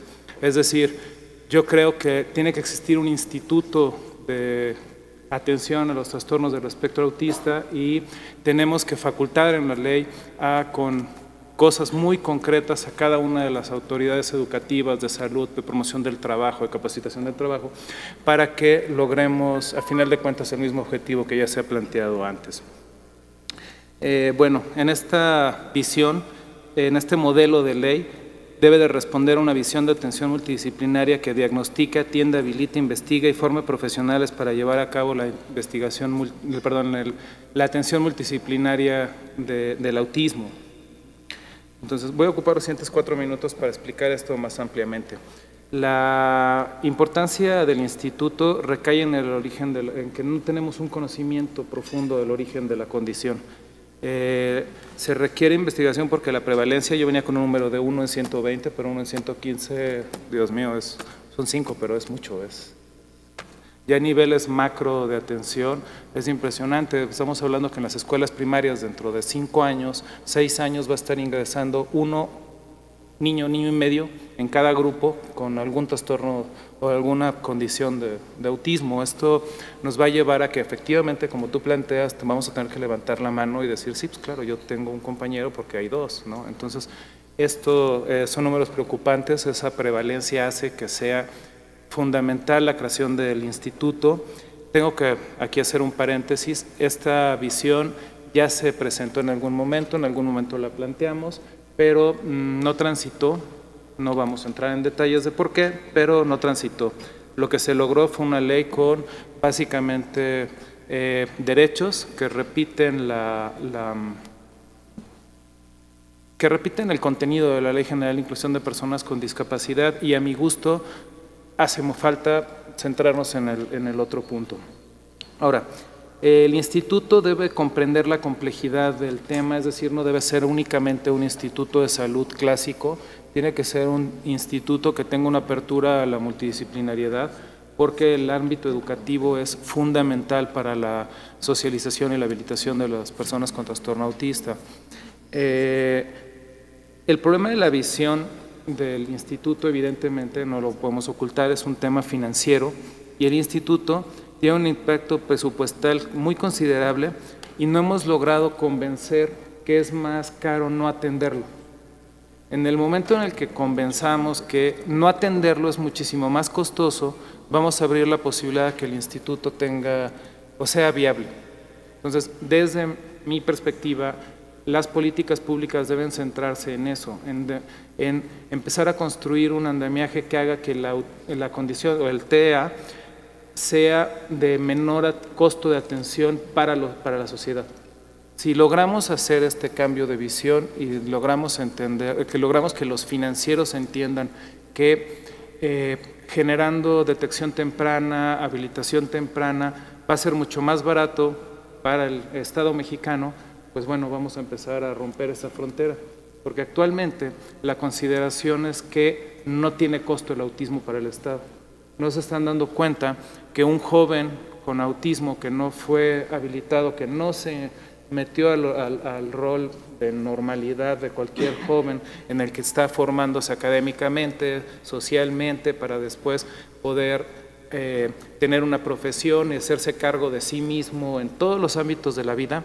Eso nos va a generar un déficit económico que al futuro pues va a mermar. ¿Por qué? Porque el porcentaje es muy alto y si no logramos introducirlos a los roles sociales van a ser dependientes y no participantes en los procesos económicos.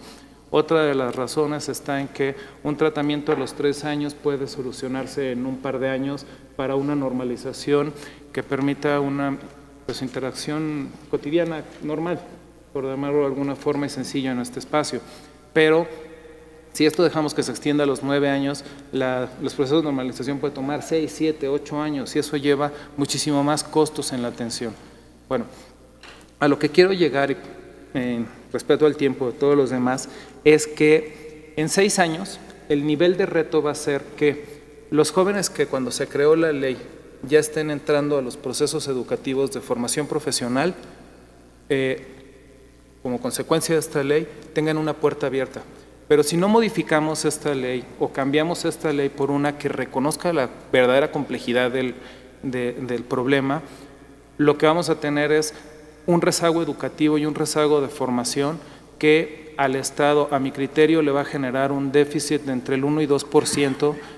Luego explicaré a quien quiera entrar en este número de por qué, pero 1 o 2% en el Producto Interno Bruto por la falta de integración socioeconómica. Entonces, ese es el nivel de complejidad de lo que estamos hablando y el reto para todos nosotros es que este esquema financiero se entienda para que motivemos al Estado mexicano a encontrar como una solución muchísimo más económica el dar un instituto y atención temprana, detección temprana, en lugar de permitir que esto siga creciendo en soledad, la sociedad civil intentando dar respuestas que no están integrando el verdadero potencial que tiene el Estado mexicano con todas sus instituciones, con todos los especialistas, para que en un proceso de aprendizaje y de capacitación logremos que lo que actualmente existe, por ejemplo, en el caso de salud, yo estoy convencido que quien tiene que tomar las riendas es el CISAME, y el CISAME tiene que aprovechar toda la infraestructura nacional que tiene para brindar con este instituto unos tentáculos de atención a todo el país y que se coordinen con las distintas instituciones, CEP, Trabajo, etcétera, para que logremos el objetivo que es que el espectro autista sea una condición que no afecte el desarrollo humano en lo profundo. Tenemos que entender que hay consideraciones de excepción, curriculares, de trabajo, de forma, etcétera, pero no puede ser un pretexto para cerrar el universo del desarrollo. Entonces, me están avisando que se me terminó mi tiempo. Entonces, quiero agradecerles la oportunidad y quiero rescatar que, en efecto, ya para cerrar, la ley es un gran avance, que exista, que se haya logrado una publicación, es un gran avance, pero tenemos que afrontar que son nuevos tiempos y en estos nuevos tiempos pedir una nueva revaloración para que esta ley se modifique o se cambie en función de lo que en verdad se necesita. Los derechos de alguna forma ya están en la Ley General de Inclusión de las Personas con Discapacidad. Aquí tenemos que tener más sustancia, tenemos que entrar a dar facultades y generar espacios para la investigación en todos los ámbitos que den respuestas institucionales concretas, con obligaciones concretas para tener los objetivos, los resultados que necesitamos y deseamos. Muchas gracias, Gerardo, nuevamente. Y gracias a todos.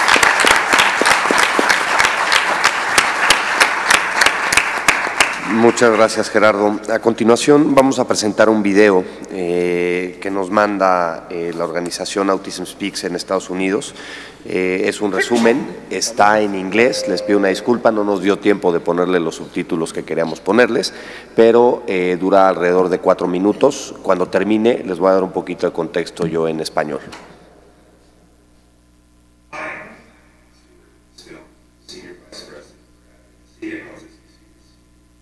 And I'm Dave Sikowski, and I'm Director of Public Policy here.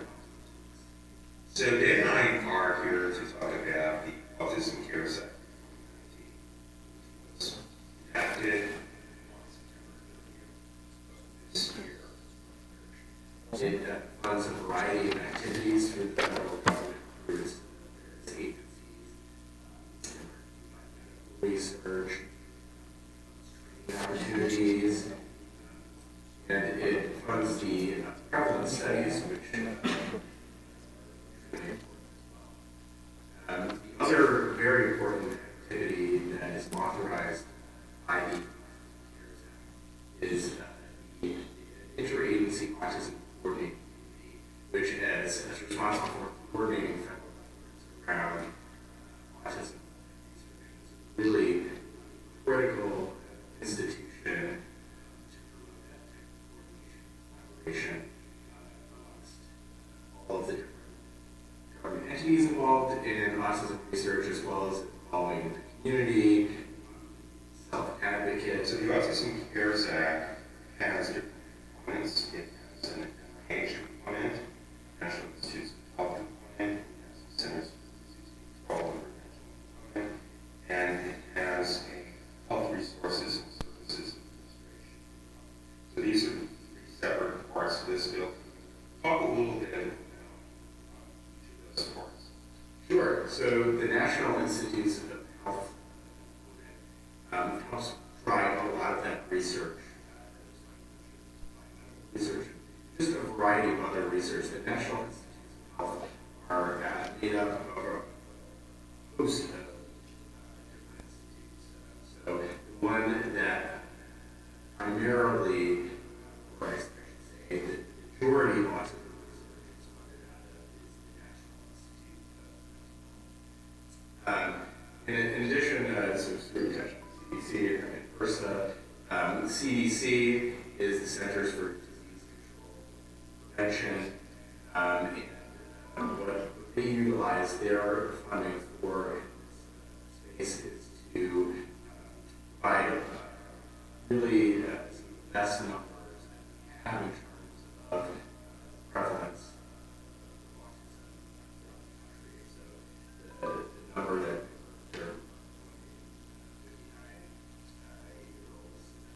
throughout the United States that have autism spectrum disorder. Those numbers come from that CDC funding authorized through Autism Cares. The Health Resources Services Administration is, just like the CDC, an agency within the Department of Health and Human Services. And in terms of autism and developmental disabilities, this funding goes to training. So we have training centers at universities throughout the country that provide resources and education for students that are going into a variety of health fields, specific to autism, ensuring that we have a workforce that understands autism. And then in addition to that, there's some really valuable research that is happening because of the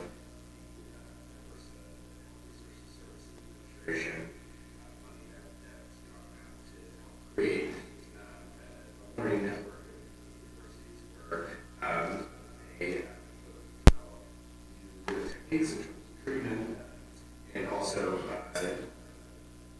produce really valuable research, disseminate information out to researchers, but also to individuals and families. Vamos a poner a su disposición el video completo que dura alrededor de 10 minutos. Les doy un contexto un poquito brevemente. David Sitkowski, que es director de política pública en Autism Speaks, y Stuart Spillman, que es el vicepresidente por advocacy, activismo, creo que es la palabra, pero bueno. El CARES Act es una culminación de un proceso sumamente largo. El CARES se entiende por colaboración, responsabilidad, investigación, educación y apoyo. Un poquito de historia de lo que comentan es la legislación actual da como resultado en más de 3.5 billones de dólares, repito el número, 3.5 billones de dólares para programas de investigación y servicios de apoyo en Estados Unidos por los próximos 5 años. En 1993, el Instituto Nacional de Salud asignó menos de $10 millones en investigación. Los papás fueron los responsables de cambiar toda esta dinámica. La primera iniciativa fue el Children's Health Act, la salud de los niños, en el 2000. Después se promulgó una ley que se llamaba Combating Autism, como enfrentándose al autismo, en el 2016, y se extiende en el 2011. Y el CARES Act ahora se promulga en el 2014 y se renueva en el 2019. Yo voy a repetir la cifra otra vez porque a mí sí me impacta: $3.5 billones para programas de investigación y servicios. El CARES Act es un conjunto de esfuerzos para la comunidad autista. Es el fondeo a través del gobierno federal para sus dependencias, enfocado en intervención biomédica, en entrenamiento y en datos estadísticos y sobre todo de prevalencia. Existe un comité que me parece sumamente interesante, es un comité agencia intercoordinadora que coordina todos los esfuerzos de colaboración y tiene 3 componentes principales: Salud, Instituto Nacional de Salud, CDC, que la citaba la senadora Josefina Vázquez Mota, que es el Departamento Estadístico de Control y Prevención de Enfermedades, servicios y recursos. Los institutos de salud, a través de principalmente los institutos de salud mental, la CDC para datos estadísticos y de prevalencia, y los servicios y recursos a través de las agencias o institutos o servicios de salud generales, enfocados a capacitación a través de las universidades. Lo señalaba Tonatiuh ahorita, el único estado en una ley estatal que involucra un asiento en una universidad es San Luis Potosí. Hay una oportunidad tremenda. Sobre todo para brindar recursos a estudiantes relacionados en materia de salud para formar, están previendo a largo plazo. Crear una red de aprendizaje entre las universidades y proporcionar, como bien lo señalaba María José al inicio, dar herramientas, manuales y guías prácticas, porque es la forma de escalar el tema. Y la agencia de coordinación, parte de lo que a mí me parece muy interesante, es una reunión de miembros de la comunidad, agencias, institutos, sociedad civil, personas con autismo, padres, que se reúnen regularmente para tratar diversos temas.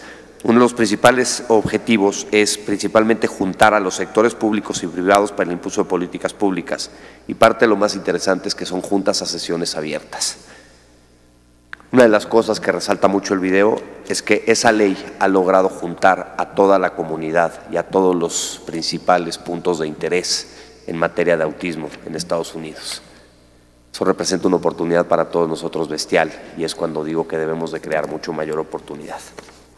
Pero bueno, este es un poquito el resumen del video, y le cedo la palabra al doctor Armando Hernández Cruz, es presidente de Soy Asperger AC, para platicar un poquito acerca de los derechos humanos, los ajustes razonables e inclusión en las políticas públicas relacionadas con el espectro autista. Gracias, Ricardo. Buenos días. Gracias por la invitación, muy importante para mí poder estar en este evento tan importante, en este foro. Gracias a la senadora Josefina Vázquez Mota, y un saludo a mi apreciado y admirado senador Emilio Álvarez y Casa. No sé si pueda hablar solo como especialista en derechos humanos, que es una asignatura de la que llevo muchos años pendiente, sino ahora también a partir del 2016, que fui diagnosticado con la condición del espectro autista, bajo mi parámetro de la experiencia personal, partiendo primero de que mi padre tenía la condición, uno de mis 4 hijos también, y muchos de mis hermanos, que son bastantes, sobrinos. Ha sido una condición, como sabemos, es un rasgo que tiene tendencias hereditarias, y ha sido una condición predominante en los rasgos de mi familia.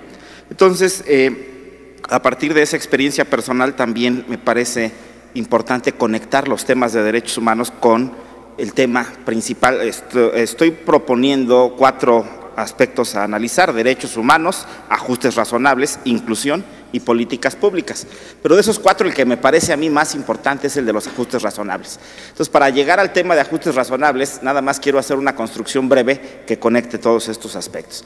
Primero, cuando hablamos de derechos humanos, estamos hablando de una gran cantidad de cosas. Todo aquello que corresponde a obligaciones que tiene el Estado frente a la sociedad, frente a la comunidad. Los derechos sociales son parte de los derechos humanos, uno de los grupos que forman la clasificación de los derechos humanos, y los derechos sociales son derechos que se otorgan específicamente a ciertos grupos o sectores de la sociedad de los cuales carece el resto de la población. Entonces, cuando hablamos de derechos sociales estamos hablando de derechos humanos, pero estamos hablando de derechos específicos de ciertos grupos. Cuando a mí me dicen que todos tenemos los mismos derechos y todo este tipo de cosas, me parece que luego nos quedamos en el discurso de hace 2 siglos de los derechos humanos, ya no podemos seguir hablando de derechos inherentes a las personas. Bueno, eso se pensaba en 1789, en un contexto en el que eso tenía valor y tenía utilidad y tenía validez, pero hoy hablamos de derechos humanos también, aquellos que se atribuyen a ciertos grupos específicos para resolver ciertas necesidades o problemas y sobre todo para nivelar ciertas desventajas, como los derechos de los grupos indígenas, más los derechos de trabajadores y campesinos que fueron parte de la Revolución Mexicana, de las conquistas que se tuvieron en la Constitución, son también de este grupo de derechos sociales. Entonces, cuando hablamos de derechos sociales, hablamos de derechos de grupos, y esos derechos de grupos son específicamente atribuidos a cierto sector. A mí no me gusta mucho en la ley de la materia, la Ley General de Atención y Protección a las Personas dentro de la condición del espectro autista, que se habla, estos son los derechos de estas personas, porque realmente lo que dice ahí son derechos generales de la población, acceso a la vivienda, o sea, estos derechos los tenemos todos, esos no son derechos de las personas dentro del espectro. A mí me parece que lo que deberíamos hacer, en mi opinión, es aplicar lo que dice la Convención de los Derechos de las Personas con Discapacidad. El artículo 2 habla de la figura de ajustes razonables. A mí me gustaría mucho que la ley de la materia se hubiera dedicado o se dedicara a establecer ajustes razonables para las personas dentro de la condición del espectro autista. Obviamente por ajustes razonables se entiende aquellas modificaciones que tiene que hacer el Estado y la sociedad sin que le causen una carga excesiva, pero que permitan el desarrollo en mejores condiciones o en condiciones de mayor libertad o de mayores oportunidades para las personas dentro de esta condición, para integrarse al entorno social, porque si yo creo que todas las personas tenemos alguna complicación para establecer relaciones sociales, cuando estamos dentro de la condición del espectro autista, estas complicaciones se vuelven mucho más fuertes, mucho más importantes, mucho más significativas en la vida diaria. Entonces, por esa razón, yo creo que se debe trabajar en materia de espectro autista sobre el tema de ajustes razonables. Claro, también hay que reconocer que cuando hablamos de ajustes razonables, casi todo el mundo piensa de inmediato en el concepto de accesibilidad y las rampas para personas con discapacidad motriz o ese tipo de cuestiones. La accesibilidad es una cosa importante, por supuesto, en materia de ajustes razonables, aunque no es lo único, no son sinónimos. Accesibilidad es una parte de todo el entramado que pueden corresponder a los ajustes razonables. Y aún así, aunque es lo más conocido, el tema de accesibilidad, todavía nos falta muchísimo como sociedad para avanzar en temas de accesibilidad. Pero bueno, en temas de ajustes razonables para la condición del espectro autista, yo creo que hay que visibilizar primero, hay que poner en la opinión pública la necesidad de que se haga esta serie de ajustes razonables para las personas en esta condición. Yo creo que hemos pasado más tiempo discutiendo, y lo digo respetuosamente, sobre temas conceptuales, que si Asperger es o no es autismo, si son lo mismo, cuáles son las diferencias, o que si se dice persona con autismo o autista o condición o trastorno, o si eso no es una discapacidad, porque también se discute eso, aunque, bueno, también incluso hay casos, ya nos platicaban aquí, y la propia Corte, en el caso de Ricardo Adair, se equivoca al considerar a la condición del espectro autista como una discapacidad intelectual y no como una condición psicosocial. Pero yo creo que a final de cuentas, más allá de todas esas discusiones conceptuales, sí hay una ventaja en considerar a la condición del espectro autista como una discapacidad, además que desde mi punto de vista sí lo es una condición limitante, discapacitante en las relaciones sociales. Pero bueno, ¿por qué considero que es una ventaja? Porque precisamente al darle ese carácter, esa categoría, es aplicable la convención respectiva y por lo tanto se aplican ajustes razonables. Y estos permiten la inclusión y el desarrollo y yo diría, mi opinión es que nunca va a haber una normalización de las relaciones sociales. Me parece que es imposible esa normalización. Se dice que no es una enfermedad, pero se atiende como si lo fuera. Me parece muy importante establecer medidas que faciliten a las personas que tenemos esta condición el despertarnos cada día y saber que vamos a enfrentarnos a un mundo hostil, porque todo el entorno es hostil cuando tienes esta condición, un mundo que está pensado para un tipo de funcionamiento distinto al neurodiverso, el funcionamiento neurotípico. Entonces todas las condiciones y todas las adaptaciones que hay en el mundo están pensadas para cierto tipo de personas en las que no todos encajamos, y esta forma de actuar pues parece que haría necesario replantear desde el Estado y desde el Senado de la República, desde los órganos legislativos, cuáles son las medidas que se requieren para que no estemos pensando nada más en chispazos de que por ahí vemos una nota, ay, una escuela hizo un ajuste, pues, le puso gomas a las sillas para que no hagan ruido, y hay una aerolínea por ahí hizo algo. No, esas son medidas que se toman de manera voluntaria a veces, pero que hay necesidad de hacerlo de manera ordenada y sistemática a través del Estado para lograr mejores resultados y que efectivamente se dé una atención especial a la condición del espectro autista y a las personas que vivimos con esta condición y le batallamos mucho todos los días. Muchas gracias.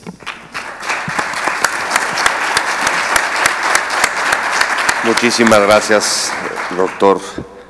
Le cedo la palabra a la doctora María Josefa Cavazos Olivos, psiquiatra y pedopsiquiatra adscrita en los servicios de atención psiquiátrica de la Secretaría de Salud, en representación de el doctor Marcos Cantero. El nombre me lo sabía, pero no sabía el título, por eso como que te iba a pasar la responsabilidad de que lo dijeras tú, para hablar un poquito del panorama del diagnóstico de los trastornos del espectro autista en México. Gracias, doctora. Muchas gracias por la invitación a Iluminemos de Azul. Agradezco de parte del doctor Marcos Cantero y del doctor Juan Manuel Quijada. Yo actualmente estoy en el Centro Integral de Salud Mental y en el CONSAME. Sí, y es una gran oportunidad para mí venir y decir un poco de lo que se está haciendo y de los planes que se tienen para abordar los trastornos del espectro autista. Empezaré por una breve introducción, posteriormente continuaré con la importancia que tiene la identificación temprana y después, basados en el diagnóstico realizado y coordinado por la doctora Patricia Zabaleta aquí presente, pues hablaré de los planes que existen para abordar estas líneas de necesidad en capacitación, sobre todo en médicos de primer nivel de atención. Muy bien.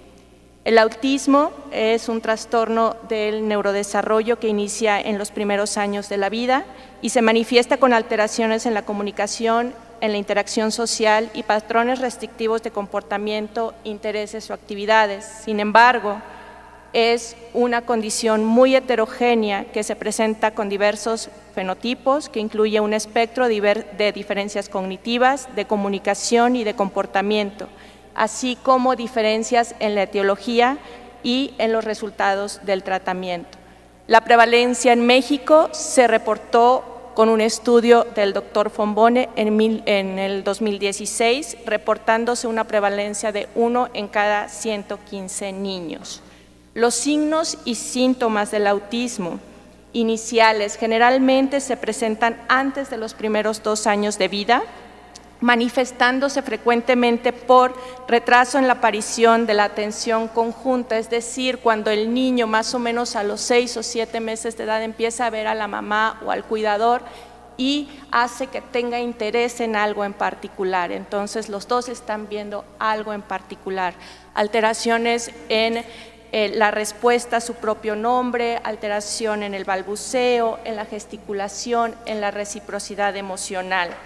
Sin embargo, a pesar de que los síntomas de autismo se pueden presentar desde esta temprana edad, los déficits sociales y los patrones de comportamiento frecuentemente no son reconocidos hasta que el niño no cumple con las demandas sociales o académicas de su etapa del desarrollo.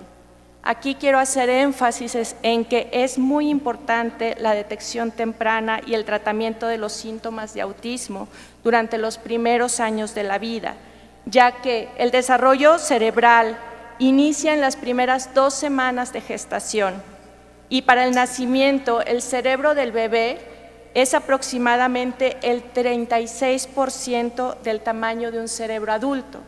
Sin embargo, a final del primer año de vida crece hasta el 70% del tamaño del cerebro adulto y para los 6 años ya es el 90% del cerebro del tamaño adulto, lo que significa que que durante los primeros 5 años de la vida el desarrollo cerebral de los niños y las niñas es tremendamente rápido y su plasticidad, es decir, su capacidad para formar nuevos circuitos, es mayor que en cualquier otro momento de la vida.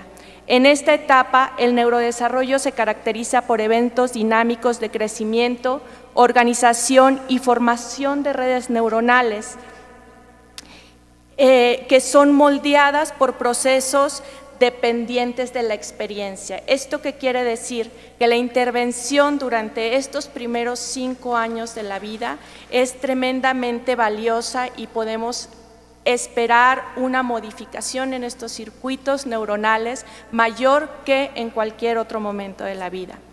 Existen reportes de que la intervención temprana en los niños con autismo influye de manera positiva en las habilidades de adaptación social, el desempeño académico y en su coeficiente intelectual. En la literatura se han descrito diferentes factores que favorecen el diagnóstico temprano. Como ya lo decía mi primera compañera, uno de los factores más importantes que favorecen este diagnóstico temprano es la concientización sobre el autismo en la comunidad. La concientización también sobre el valor del diagnóstico de autismo entre el personal de salud, porque como expertos en desarrollo nos encontramos con muchos casos en los que llegan los niños que han pasado por uno y otro pediatra o paidopsiquiatra o algún otro personal de salud y solamente les dicen, no, espérese, es flojito, ya lo va a hacer, ¿no? Entonces, es muy importante concientizar acerca de la importancia del diagnóstico temprano. En México se han llevado a cabo 2 estudios de investigación en los que se reporta el tiempo que tardan los padres en recibir el diagnóstico de autismo de sus hijos, posterior a que ellos expresaron sus preocupaciones al personal de salud. El estudio realizado por el equipo del Dr. Fombone, publicado en el 2016, reporta que a pesar de que los padres notaron los síntomas antes de los primeros 2 años de los niños, recibieron el diagnóstico posterior a los 3 años y posterior a consultar con varios personas de salud. Otro estudio realizado por la doctora Patricia Zabaleta, aquí presente, reporta que los padres tardaron un promedio de 2.4 años desde que consultaron por primera vez con un profesional de salud por sus preocupaciones referentes a la presencia de síntomas de autismo en sus hijos, lo cual nos habla de un retraso en la detección y el diagnóstico de autismo, que significa también la pérdida de tiempo valiosa para la intervención.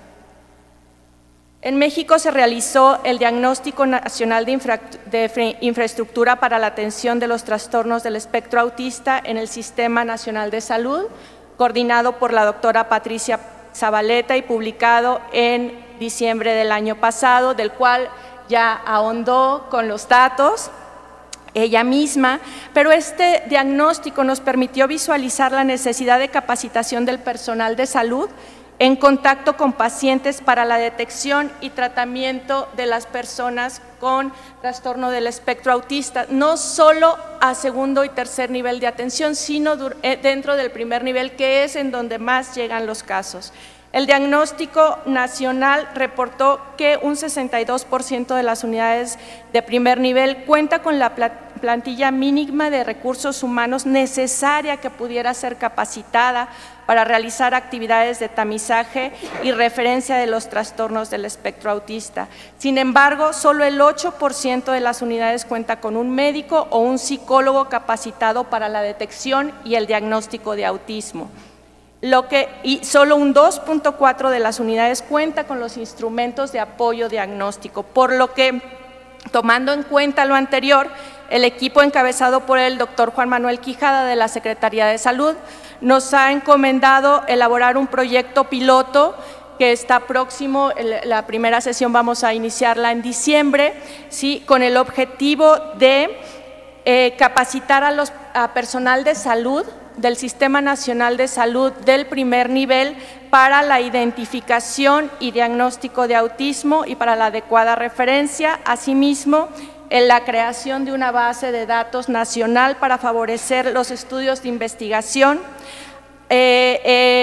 También se está llevando a cabo la capacitación de personal de primer nivel de atención en las guías de MHGAP, en las que incluye dentro de sus padecimientos pues la detección de los trastornos del neurodesarrollo, tomando en cuenta que el autismo se considera como parte de un trastorno del neurodesarrollo. Hasta noviembre del 2019 empezamos hace más o menos 5 meses y llevamos 258 profesionales capacitados para la detección con las guías MHGAP, y además tenemos el plan del desarrollo de guías clínicas para la detección y atención integral de las personas con trastornos del espectro autista para el primer nivel de atención.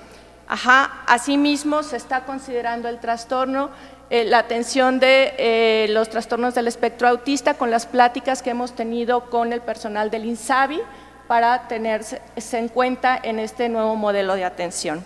Sabemos que actualmente contamos herramientas para el tamizaje y diagnóstico, sin embargo, son herramientas caras y que requieren entrenamiento. Por lo que con este proyecto piloto se capacitarán en el uso de instrumentos de tamizaje y diagnóstico de autismo construidos en México de fácil acceso y validados ya con buenas propiedades psicométricas para la detección y diagnóstico de autismo en la población mexicana. Muchas gracias.